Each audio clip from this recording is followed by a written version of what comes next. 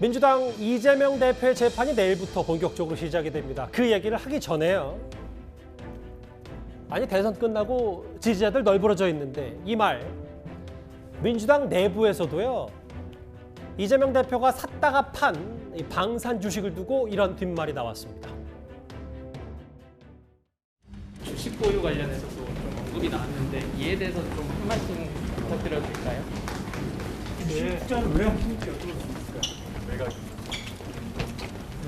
왜 대선 이후에 주식 미충돌 소지가 있다는 걸 좀 여쭤보십니까?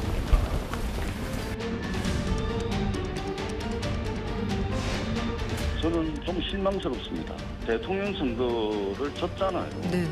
민주당이 진 것이고 민주당을 지지했던 1,600만 명이 넘는 국민들이 진 겁니다. 그래서 지지했던 숱하게 많은 사람들이 뉴스도 못 보고 말하자면 이게 널브러져 있는데 개인적 이익, 개인적 사익에 해당하는 주식 거래 는 상당히 엄청난 대한민국 전체 공익을 내걸고서 했던 분 또 지지했던 사람들에게 좀 실망스러운 측면이 분명히 있다.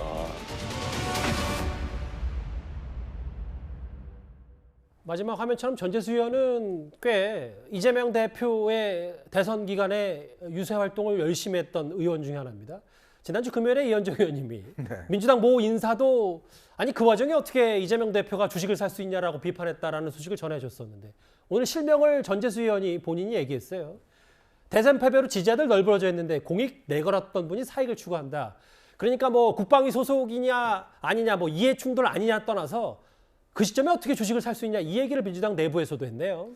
그러니까 뭐 여기 이제 김재원 전 최고위원은 이제 국회의원 출마도 하시고 당선도 돼보시고 낙선도 해보셨지만 제가 이렇게 쭉 취재를 해보면 그러니까 대선 후보도 그렇고 국회의원 후보도 그렇고 이 낙선되신 분들 같은 경우는 자꾸 꿈에서 당선된 꿈을 꾼대요. 예. 그래서 벌떡 일어나고 보면 낙선돼 있잖아요. 그러니까 그 상황이 상당히 오래 간다고 그럽니다. 예. 그러니까 조금만 더 있으면 조기서 몇 표만 더 가져왔으면 내가 당선됐을 텐데 이런 생각을 많이 하고 그만큼 내상이 크다. 네, 전직 대선 후보 같은 경우는 한 달 동안 매일같이 이분이 아침에 넥타이를 메고 앉았는데 아무도 연락이 안 와요. 왜냐하면 그때부터는 뭐 이미 대선 떨어져 있는 분이니까. 예. 그러다가 정말 이 여러 가지 우울증도 오고 해서 이제 결국 여행을 떠나셨다는 그런 제가 취재하면서 들은 이야기인데. 네. 그러니까 그만큼 이 정말 치열한 대선이었잖아요. 더군다나 0.73%입니다. 그럼 아마 0.73%는 뭐 10%도 아니고 24만 표 채. 네, 그렇게 하면 아마 잠에서 꿈에서 많이 나올 겁니다. 그러니까 많은 그 당시에 여당 그 지금 민주당 의원들 같은 경우에 선거 때 목이 쉬어라 뛰고 뭐 정말 본인 몸을 불사라 뛰고 하면서 또 지지자들도 있지 않습니까? 많은 분들이 허탈해하고 그 허망한 감들을 가지고 이제 보낼 시간에 얼마 지나지도 않았어요. 3구 대선 이후에 바로 이제 그 국회의원 재보궐선거에 나왔지 않습니까? 개항을이죠. 그렇죠. 이제 그러다 보니까 그 사이에 어쩌면 참 대선 후보가 됐으면 좀 지역을 돌면서 낙선한 그 이 분들을 좀 다독이고 등등 해야 될 텐데 그래서 본인은 앉아서 이제 그것도 뭐 저희 같은 경우는 보통 금액이 아닙니다. 뭐 본인은 뭐 적은 금액인지 모르겠지만 예. 2억 3천만이나 되는 주식을 이렇게 방산주를 더군다나 이렇게 하려면 저게 보통 결단이 아니지 않겠습니까? 모르겠습니다. 본인은 뭐 그냥 쉬운 결단인지 모르겠지만 저 정도 금액을 산다는 거는 보통 결단이 아닐 텐데 어떻게 거기에 정신이 집중될 수 있지? 라는 의문들을 제가 저번주에도 소개시켜 드렸습니다만은 전재수 의원도 똑같은 이야기죠. 어떻게 그렇게 할 수가 있냐. 그런데 또 그 문제에 대해서 해명을 좀 하셔야 되잖아요. 아무리 물어도 대답이 없습니다. 다른 거는 그렇게 말씀하시면서 왜 이 문제에 대해서는 그렇게 침묵하고 있죠? 좀 말씀을 좀 하셨으면 좋겠어요. 김홍 교수님, 그 국민의힘이 뭐 이해충돌로 윤리위에 제소한 문제를 떠나서 물론 뭐 전재수 의원도 일부의 170명에 가까운 의원 중에 한 명이겠지만 국민의힘에 뭐 얘기할 게 아니라 민주당 내부에 이재명 대표가 어느 정도 이 얘기는 해야 되는 거 아닙니까? 그 시점에 왜 방산 주식을 샀는지? 아마 그럴 기회가 있으리라고 생각합니다. 이재명 대표가 솔직하고 또 자신 얘기를 하는 그런 스타일이기 때문에 저는 뭐 조만간 그러지 않을까 싶은데 전재수 의원 뭐 여러 가지 바른 말도 하시지만 지지자들이 널브러져 있지는 않죠. 지지자들이 고민하면서 어떻게 하면 윤석열 정부와 또 성공적인 대한민국을 위해서 다 고민하고 있는 거지 좀 표현은 좀 지지자들이 너무 건설적인 얘기까지 네. 안 할 수도 있고요. 근데 널브러져 있다는 이런 표현으로 왜냐하면 예. 최소한 당대표에 대해서 예의는 지켜야죠. 대신에 비판을 좀 당연히 비판해야 되고요. 예. 그래서 저도 상당히 유감스러운데 근데 이재명 대표 스타일이 쉼없이 공부하고 사실 밤잠도 거의 없는 예. 분이세요. 그래서 제가 과거 옆에서 이렇게 너무 볼 때도 미화하시는 건 아닌지 모르겠어요. 일단 미화는 아닙니다. 말씀하십시오. 왜냐하면 진짜 예. 그렇게 하거든요. 정책에 있어서는 예. 정치, 경제, 사회, 노동, 환경 각 분야 정말 대한민국이 오늘 뭐 저 이해찬 전 총리도 뭐 굉장히 칭찬을 했지만요. 정책이라든가 이런 부분에서 정말로 탁월한 그런 현장 어쩌면 주식까지도 알고 그렇게 있습니다. 했을 수도 있고. 주식도 그리고 과거에 있잖아요. 예. 변호사 시절부터 주식을 한 20년 동안 해서 예. 뭐 기술적 분석이라든가 주식도 굉장히 알겠습니다. 뛰어난 자신의 예. 능력이 있는데요. 그러나 이런 때는 정말 국민들을 생각해서 저도 저 부분에 있어서는 상당히 유감스럽다. 아마 조만간 입장이 있지 않을까 생각합니다. 입장이 있을까요? 한번 저도 잘 있을 보겠습니다. 겁니다. 김시현 의원님도 하실 말씀 있으시다고요? 아니 그래 이제 말씀은 뭐 저 공부를 열심히 하신다고 하는데 사실 저도 그 대구시장 선거 나갔다가 떨어지고 나니까요 뭐 정신을 잘 못 차려서 술래길들도 걷고 오고 했는데 예. 사실 그 멘탈 면에서는 참 대단히 존경할 만한 분이 아닌가 생각을 합니다. 그리고 또 제가 이제 찾는 종목을 보니까 요즘에 이제 각광받는 종목이 이른바 뭐 태조 이방원이라 해서 이게 그중에 태양광, 뭐 조선, 조선 거기에 방산 그 조선과 방산을 같이 끼고 있는 종목을 두 종목을 자신의 저 재산 등록 그 금액의 근 8% 가량 되는 금액을 투입해서 샀는데요. 시점은 또 선거 이후더라고요. 그래서 참 선거에 나온 사람으로서는 배울 점이 있다. 저 같은 사람은 정신이 없어서 혼란스러운 그런 시기인데도 이렇게 경제 공부하신다고요? 그런데 사실 그 지지자들이 보면 좀 당황스럽죠. 저런 점에 대해서는 해명을 하시는 게 좋을 거라고 봅니다. 주식 용어 태조 이방원을 또 여기 이슈에서 들을지는 또 처음 알았네요. 오늘 이재명 대표 행보도 하나 있습니다. 오늘 국방위 국감 일정 대신 이해찬 전 대표, 이해찬 상임고문의 회고록 출판 기념회 모습을 드러냈는데요. 바로 화면을 보겠습니다. 꿈을 모아서 역사를 만들어 오셨고 또 제가 가장 존경하는 어른이시고 오늘 이렇게 회고록을 내셨지만 이게 끝은 아니다 이렇게 생각합니다. 마침 오늘이 유신 쿠데타 날인데 일부러 잡으신 건가요? 진심으로 축하드리고 건강하십시오.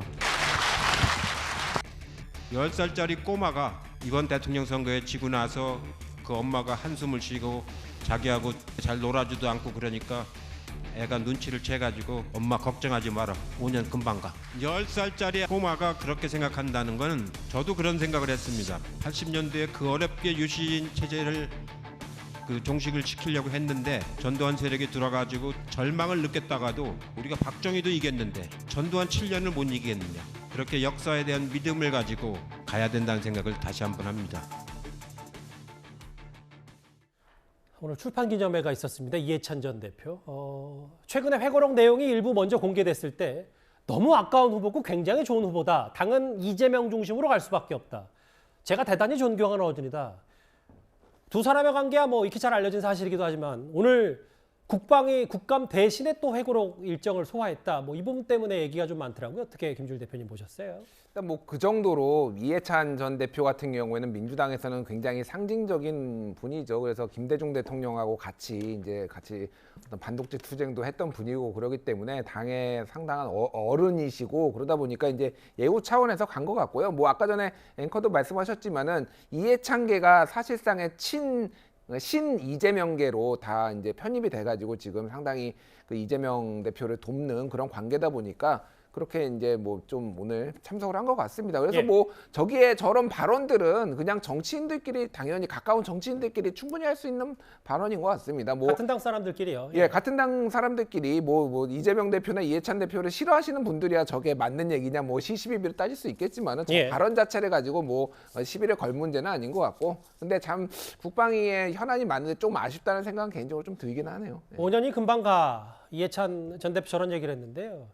오늘 저기 보면 여기 이재명 대표 말고도 유시민 전 노무현 재단 이사장 그리고 노무현 전 대통령의 부인 권양숙 여사 그리고 한명숙 전 총리 야권 인사들이 저 출판 회고록에 총 출동을 했는데 맞아요. 저기 핵심 인사 총 집결 저 자막도 나가네요. 근데 상대당 입장에서 김지현 의원님 이해찬 전 대표가 이재명 대표를 정말 극진히 좋아하는 이유를 뭐라고 저희가 받아들이면 좀 편할까요? 방금도 나왔었지만요. 사실은 이해찬 전 총리는 민주당 정권의 이 지속 내지는 민주당 정권의 정권 재창출을 위해서 가장 혼신의 힘을 기울이는 분이고 어떻게 보면 지금 민주당의 정신적 지주라고 할 수 있는 그런 입장에 있습니다. 그런데 이해찬 전 총리는 또 전략적으로 굉장히 사고를 하기 때문에 지금 집권 가능성이 있는 유일한 후보가 결국 이재명 대표다 이렇게 생각하는 것 같습니다. 예. 그렇기 때문에 이재명 대표의 뭐 개인적인 문제점 이런 것에 대해서는 그것보다는 훨씬 더 그것은 고려하지 않고 그것보다는 집권을 위해서는 결국 이재명 중심으로 가야 한다 그런 판단을 하고 지금 지지세를 계속 모아가고 있고 또 하나는 아마 지지자들에게 희망을 주기 위해서 강한 드라이브를 거는 것으로 보여집니다.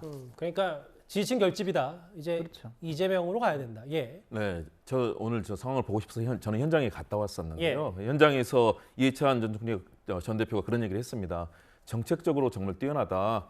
원래 이해찬 전 대표가 원래 정책통이잖아요. 네. 옛날 국정감사 때도 발군의 활약을 했지만 다양한 정책 또 뭐 교육부 총리도 했고 현장 이 행정에 대해서도 굉장히 탁월한데 그런 측면에 있어서 이재명 대표가 가지고 있는 장점들 그리고 뭐 결단력, 리더십 이런 부분을 이제 이해찬 총리가 칭찬을 굉장히 많이 했는데 아마 그 부분에 교감이 이루어지지 않았나 싶고요. 그러나 또 현실은 또 냉정하기 때문에 앞으로 또 헤쳐나가야 될 일이 많기 때문에 오늘 자리에서는 서로 뭐 격려를 주고받는 그런 얘기가 아니었을까 싶습니다. 예.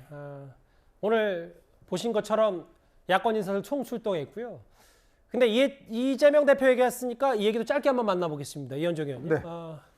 또 하나의 사법 리스크 가운데 하나가 바로 이 쌍방울 관련인데 일단 이재명 대표 건과는 별개로 쌍방울이 수십 달러를 중국에 밀반출한 의혹이 있다. 임직원 60여 명이 책과 화장품 케이스 등의 수억 원 상당의 미화를 은닉했는데 달러를 신고 없이 중국으로 출국했다. 이게 결국 그러면 북한으로 들어간 거 아니냐. 당시에 쌍방울과 북한이 대북 사업을 기점으로 뭔가 교감이 있었기 때문에 이 부분을 검찰이 의심하고 있더라고요. 그러니까 지금 참 황당한 사건이 벌어졌는데요. 특히 이 2019년 1월 달에 당시에 쌍방울에 나노스라는 계열사가 있습니다. 이 나노스라는 계열사가 북한의 마그넷 사이트를 개발하겠다는 그런 걸로 해서 북한 측과 접촉을 했고 이종혁 당시 아태평화 부위원장하고 그다음에 민경련이라고 있습니다. 그 리호남이라는 사람하고 이제 접촉을 했었는데요. 특히 선전에서 이제 그 회의를 가집니다. 회의를 가지고 그 회의를 가진 시점에 바로 이 쌍방울의 임원들 60명이 희한한 게 말이죠. 이 사람들이 이 외화를 $10,000 이상 가져갈 경우는 이제 신고를 해야 되거든요. 그러니까 이거를 갖다가 뭐 책갈피나 뭐 등등에 숨겨가면서 바로 현장에 내리자마자 돈을 전달해주고 바로 또 돌아왔어요. 이런 방식을 통해서 상당 금액의 외화를 이제 이쪽에 전달해 줍니다. 더군다나 당시에 이 선물 중에는 말 안장이 있다고는 일부 보도가 있습니다. 근데 이 말 안장이 과연 어디에 갔을까라는 의문이 있는 거거든요. 아시겠지만 북한에서 말 안장이 타는 사람 누가 있겠습니까? 결국은 뭐 김정은 일가나 로얄 패밀리밖에 없는 거 아니겠어요? 그런 것들을 위한 선물이 아니냐. 특히 이 시점이 대북 제재가 실행되는 시점입니다. 자, 그 시점에 이런 많은 외화들이 실제로 이 회의가 열리는 시점에 쌍방울 임원들이 수시로 가서 이 60명이 당일날 돈을 전달해주고 다 돌아왔다라고 하는 것은 결국 쌍방울이 뭔가 이 북한 측에 어떤 돈이 넘어간 것이 아니냐. 그 넘어간 이유가 뭘까?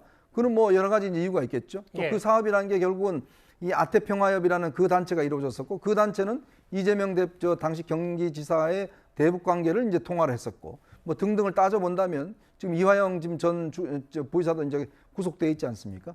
앞으로 여러 가지 아마 사안들이 좀 검찰 수사를 통해 밝혀질 것 같습니다. 일단은 이현정 의원님이 여러 추론도 좀 섞어서 말씀하셨는데 일단은 중국으로 미화 달러가 반출됐다. 그 부분이 혹시 북한으로 빠져나간 건 아닌지 당시 대북 교류에 접점이 있었던 쌍방울이니까 검찰이 이 부분을 들여다보는데 아직 정확한 북한과의 연결고리는 앞으로 검찰 수사에서 더 의혹 수준이니까 앞으로 더 밝혀내고 아마 사실관계를 확인할 겁니다.